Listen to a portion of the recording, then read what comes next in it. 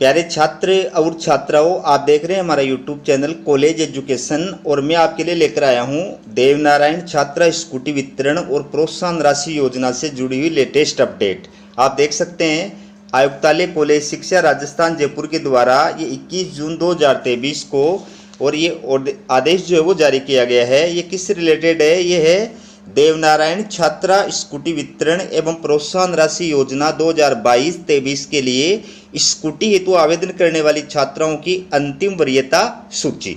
यानी ये जो सेशन चल रहा है 2022-23, इस सेशन में जिन छात्राओं ने देवनारायण छात्रा स्कूटी वितरण और प्रोत्साहन राशि योजना के लिए ऑनलाइन आवेदन किया था, उनकी आयुक्तालय के द्वारा ये प्रोविजनल मेरिट लिस्ट जो है वो जारी की गई है। ये अस्थायी मेरिट लिस्ट है।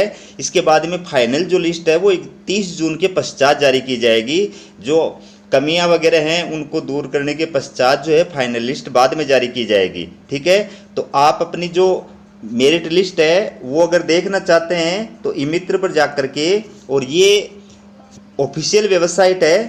ठीक है, ये ऑफिशियल वेबसाइट है। इस ऑफिशियल वेबसाइट पर जा करके आप अपनी जो पूरी लिस्ट है उसको डाउनलोड करके और देख सकते हैं। ठीक है, इसके बाद में अब अगर किसी के फॉर्म में कोई प्रॉब्लम है या आप अपने फॉर्म में कुछ सुधार करना चाहते हैं, त्रुटि सुधार करना चाहते हैं, तो उससे रिलेटेड पूरी जानकारी के लिए अब आगे वीडियो देखिए आप।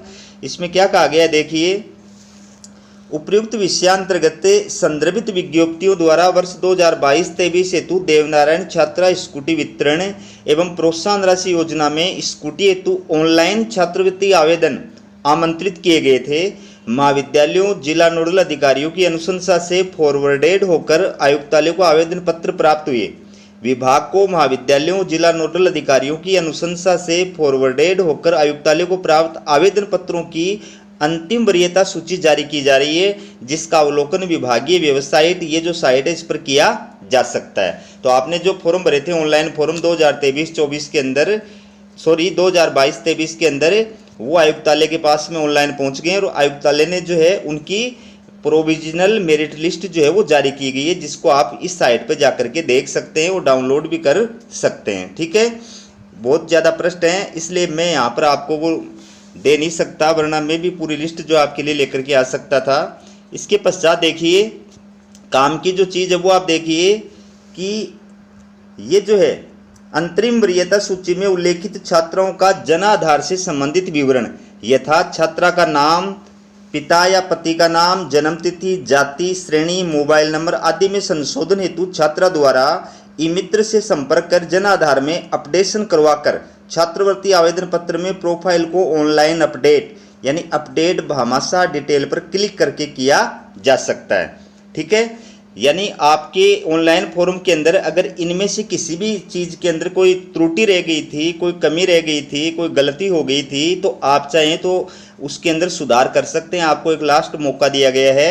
ठीक है, आप आवेदन पत्र जो छात्रवृत्ति का आपका आवेदन पत्र है उसमें ऑनलाइन अपडेट है, उसमें अपडेट का कॉलम है अपडेट भामाशाह डिटेल, इस पर क्लिक करके और आप अपने जो भी डिटेल के अंदर संशोधन करना चाहते हैं, नाम में, पिता या पति के नाम में, या डेट ऑफ बर्थ में, या जाति में, या कैटेगरी में, या मोबाइल नंबर में, तो आप कर सकते हैं। ई-मित्र वाले के पास में जाकर के और ये जो है अपना जन आधार कार्ड है उसमें ये डिटेल जो है वो अपडेट करा सकते हैं। अगर अपडेट नहीं है तो सबसे पहली बात आप जन आधार कार्ड में इन डिटेल को अपडेट जरूर कराएं। ठीक है, वरना आपके सामने आगे प्रॉब्लम हो सकती है।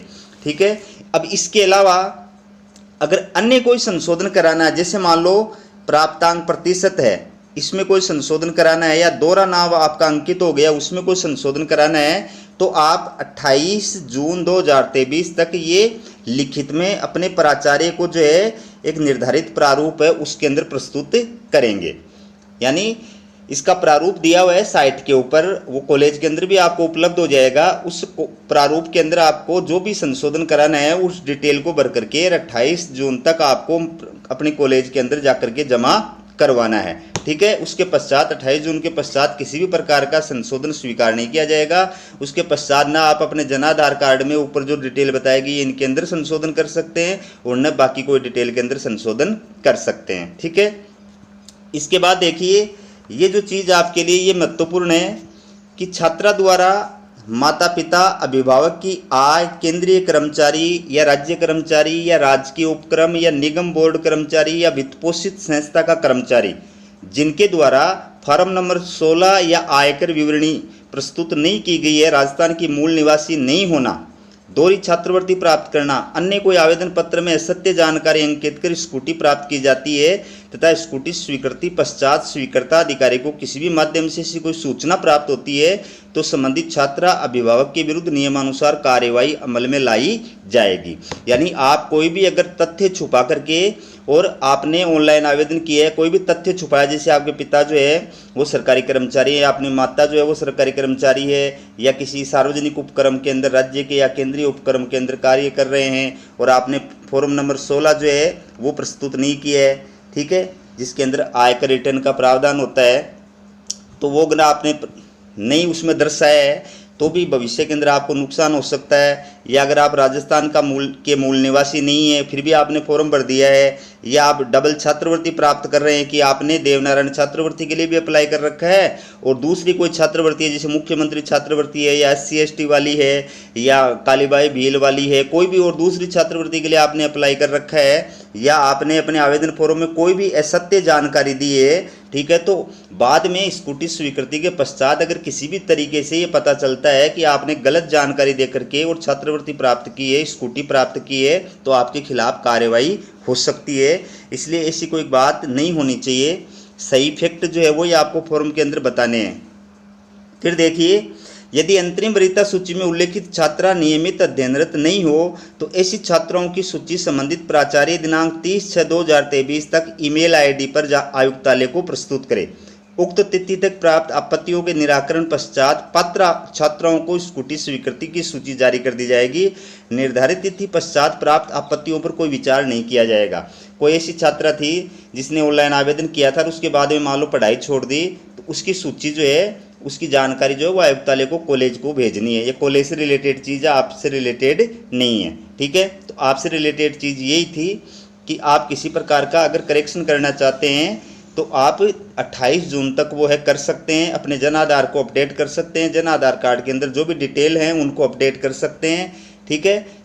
और इसके अलावा कोई भी फैक्ट अगर आपने छुपाया है तो आप वो जो है स्कूटी के लिए स्कूटी प्राप्त न करें। अगर करेंगे तो भविष्य में आपको नुकसान हो सकता है और 30 जून के पश्चात कभी भी जो है फाइनल मेरिट लिस्ट जो है इसकी आ सकती है।